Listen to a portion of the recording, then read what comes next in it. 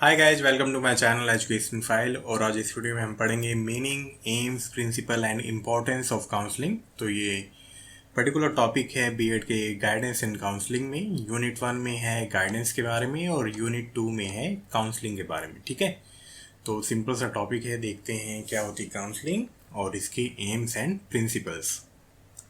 तो important topic है, ये ज़रूर पढ़ के जाना आप एग्जाम्स में, क्योंकि गाइडेंस के बारे में भी यही सभी चीज़ें पूछ लेते हैं और काउंसलिंग के बारे में सब्जेक्टिव पेपर में ये दोनों क्वेश्चंस बहुत कॉमन है। फिर गाइडेंस के टाइप पूछ लेता है और काउंसलिंग के टाइप्स भी पूछ लेता है। तो ये कुछ क्वेश्चंस बहुत ज़्यादा जेन्युइन हैं, बहुत ज़्यादा ईजी हैं और मोस्टली आते हैं। ठीक है, चलो तो इस वीडियो में हम पढ़ने वाले हैं काउंसलिंग के मीनिंग के बारे में, एम्स के बारे में, प्रिंसिपल्स या सिद्धांत के बारे में, और काउंसलिंग की नीड्स क्या हैं और इम्पोर्टेंस क्या है। ठीक है,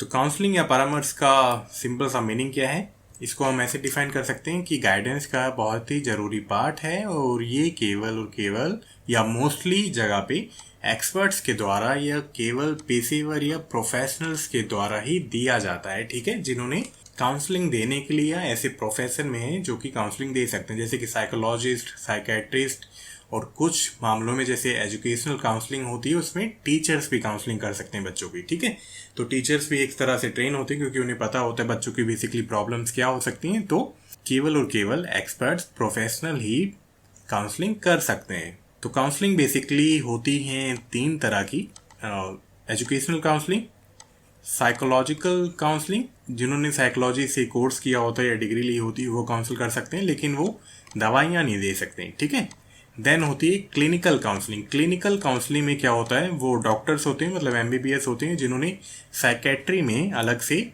स्पेशलाइजेशन की होती है। ठीक है, तो अलग अलग प्रॉब्लम्स हैं, अलग अलग लोग हैं काउंसलिंग करने के लिए।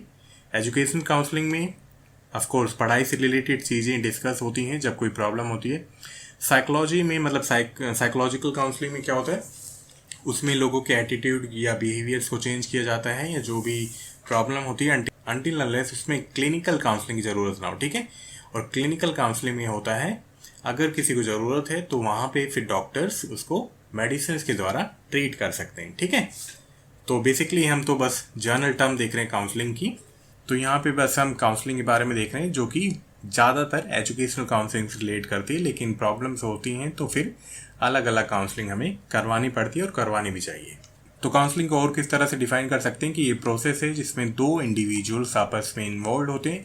जो काउंसलिंग करता है उसको कहते हैं काउंसलर, जो काउंसलिंग करवाता है उसको कहते हैं क्लाइंट या काउंसली। ठीक है, और ये प्रोफेशनल सेटिंग में होता है या पेशेवर सेटिंग में होता है, वातावरण में होता है। ठीक है, इसमें क्या होता है, फेस टू फेस इंटरेक्शन होता है। बेसिकली हम प्रॉब्लम्स को जानने की कोशिश करते हैं या काउंसलर प्रॉब्लम्स को जानने की कोशिश करता है कि वो कौन है, उनको कैसी प्रॉब्लम है और उनको कौन सी चीज़ कोई काम करने में रोक रही है और किस तरह से उस प्रॉब्लम्स को सॉल्व किया जा सकता है। ठीक है, तो इन्हीं सभी प्रॉब्लम्स को ध्यान में रखते हुए काउंसलिंग की जाती है।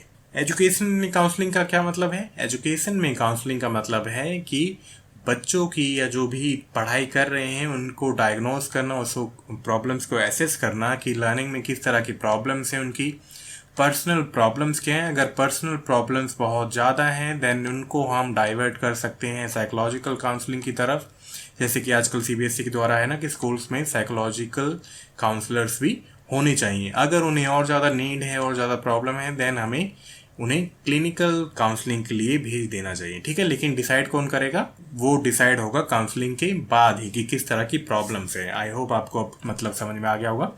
चलो देन क्या सोल्व करना चाहते हैं, उनके बिहेवियर सोल्व करना चाहते हैं। अगर कोई बैड हैबिट है, कोई गलत बिहेवियर है तो उसको ठीक करना, किस तरह से उनके एटीट्यूड या नज़रिए को चेंज करना, किसी पर्टिकुलर सब्जेक्ट को लेके, किसी पर्टिकुलर टॉपिक को लेके या किसी पर्टिकुलर कोर्स को लेके, या उनकी कोई और दिक्कत है, पर्सनल प्रॉब्लम है या कोई डर है किसी चीज़ का लेके, सभी के लिए हम काउंसलिंग कर सकते हैं। ठीक है, चलो तो डेफिनेशंस क्या क्या दी हैं अलग अलग लोगों ने, अलग अलग एक्सपर्ट ने।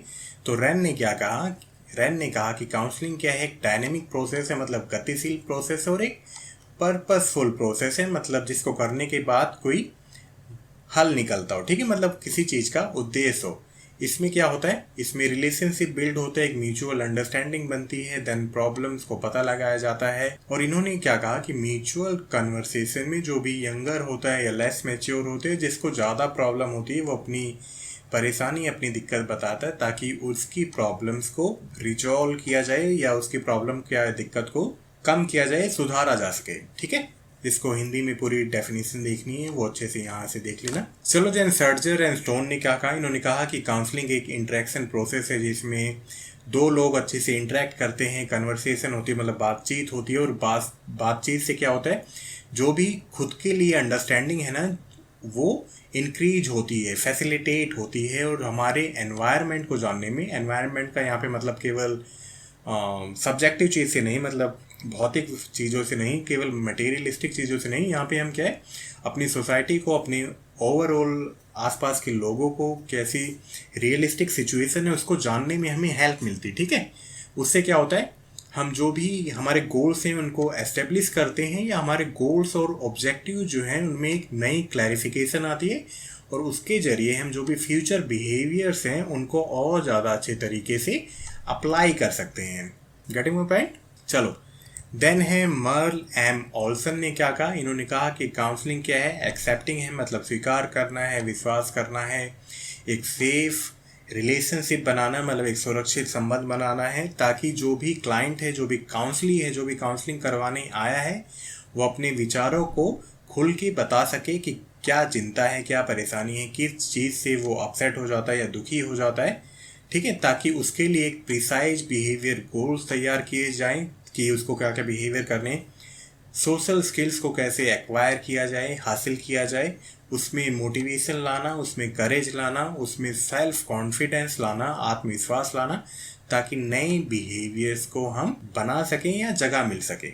चलो, काउंसलिंग या परामर्श क्यों दिया जाता है? ताकि एक प्रॉपर मेंटल हेल्थ बनी रहे, मतलब एक सकारात्मक मेंटल हेल्थ बनी रहे, क्योंकि जब प्रॉब्लम होती है हमारे माइंड में चलती रहती है, हमारा डर, हमारी जो भी एंजाइटी है, चिंता, फिक्र, वो सब दूर हो सकती है अगर हम टाइम पे काउंसलिंग करवाते हैं। ठीक है, जो भी इंडिविजुअल होते हैं वो एजुकेशनल एम्स के प्रति, क्योंकि जब देखो दिमाग अच्छे से काम करेगा तो अपने आप जो भी उनके एजुकेशनल एम है, जो भी उनकी मंजिल है, वो उसके तरफ ही मोटिवेट हो जाएंगे। ठीक है, जो भी प्रॉब्लम्स हैं, उनकी एंजाइटी, फियर, एटीट्यूड प्रॉब्लम, उनको रिजॉल्व करने में हेल्प मिलती है, एक प्रॉपर डिसीजन मेकिंग करने में हेल्प मिलती है, क्योंकि जब सभी चीज़ें अच्छी हैं, हमें डर नहीं लग रहा, फियर नहीं है, एटीट्यूड नहीं है, तो कोई भी इंडिविजुअल अच्छे से डिसीजन ले सकता है। ठीक है, पर्सनल इफेक्टिवनेस को और ज़्यादा इम्प्रूव करती है काउंसलिंग, ताकि हमें गोल्स अच्छे से अचीव हो सके, हमारे ऑब्जेक्टिव्स और ज़्यादा अच्छे से अचीव हो सकें, कंप्लीट हो सकें। ठीक है, काउंसलिंग इसलिए भी की जाती है ताकि बेटर एटीट्यूड आए, हमारा नज़रिया अच्छे से चेंज हो, मतलब अच्छा नज़रिया आए,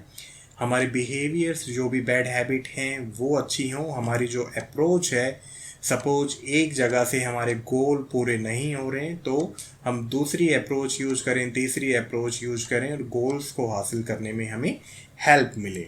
ठीक है, बिहेवियरल मॉडिफिकेशन हो सके, मतलब जो भी गंदी आदत हैं तो अच्छी आदत में वो कन्वर्ट हो सकें, और हमारी जो ओवरऑल स्टडी है या जो हमारा ओवरऑल काम है वो और ज़्यादा अच्छा या प्रभावी हो सके, इफेक्टिव हो सके। चलो, देन है प्रिंसिपल्स ऑफ काउंसलिंग। तो प्रिंसिपल क्या है? चलो, पहला प्रिंसिपल है प्रिंसिपल ऑफ वार्मथ या फ्रेंडलीनेस, मतलब वार्म का मतलब है गर्माहट, मतलब रिश्ते बहुत अच्छे से मेंटेन हो।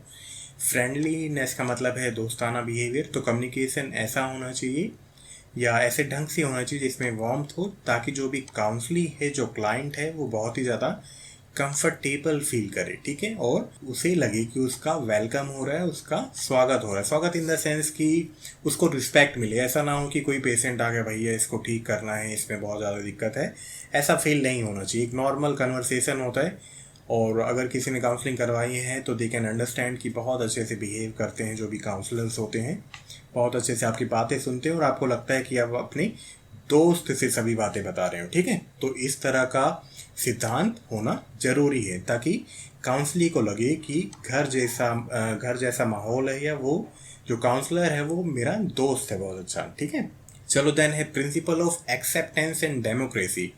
एक्सेप्टेंस का मतलब है कि जो भी काउंसली एक्सप्लेन कर रहा है उसके बारे में, चाहे वो नेगेटिव हो, पॉजिटिव हो, काउंसलर को वो चीज़ें एक्सेप्ट करनी चाहिए, उसे रिस्पेक्ट करनी चाहिए। ठीक है, और उसमें किसी भी तरह की एज का डिस्क्रिमिनेशन, रेस का डिस्क्रिमिनेशन, सेक्स का डिस्क्रिमिनेशन नहीं होना चाहिए, ठीक है।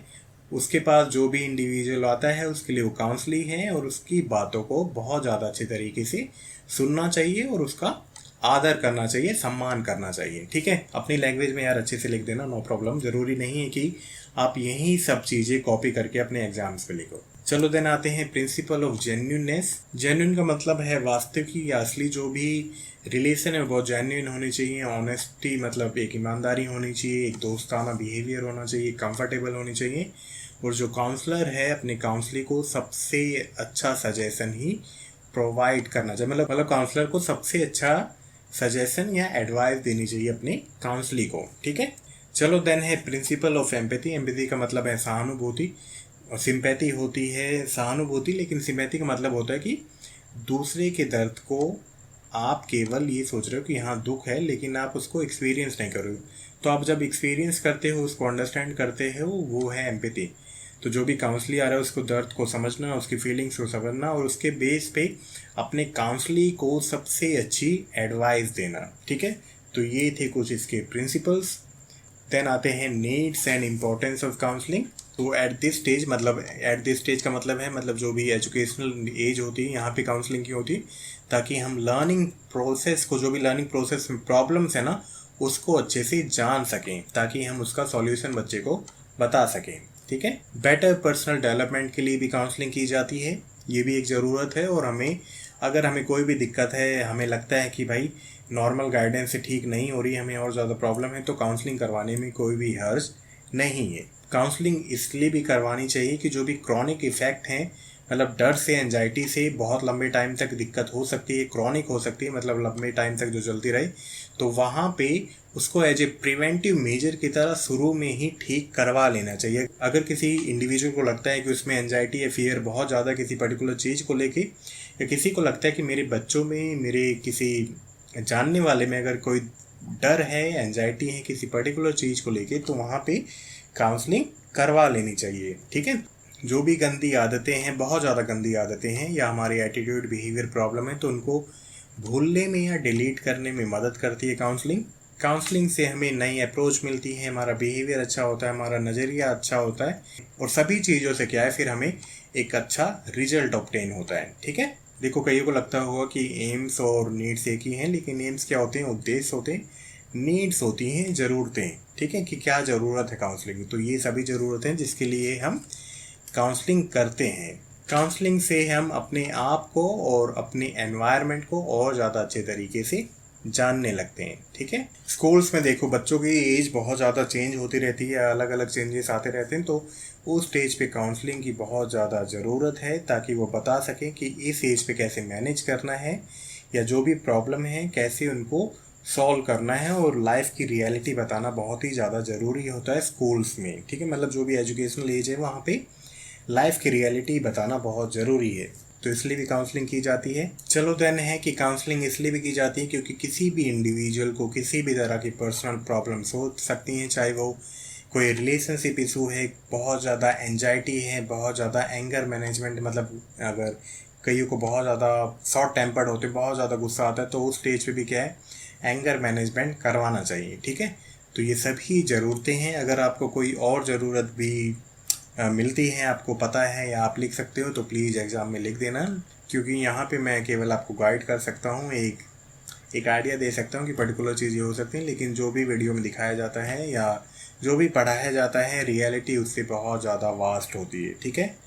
तो टीचर केवल आपको बस गाइड करते हैं पर्टिकुलर पाथ की तरफ। तो ये था meaning, aims, principle and needs and importance of counselling. लेकिन अगर आपको अपनी तरफ से कुछ भी आता है तो प्लीज़ आप एग्ज़ाम में लिख के आना। तो मिलते नेक्स्ट वीडियो में, till then bye bye, take care.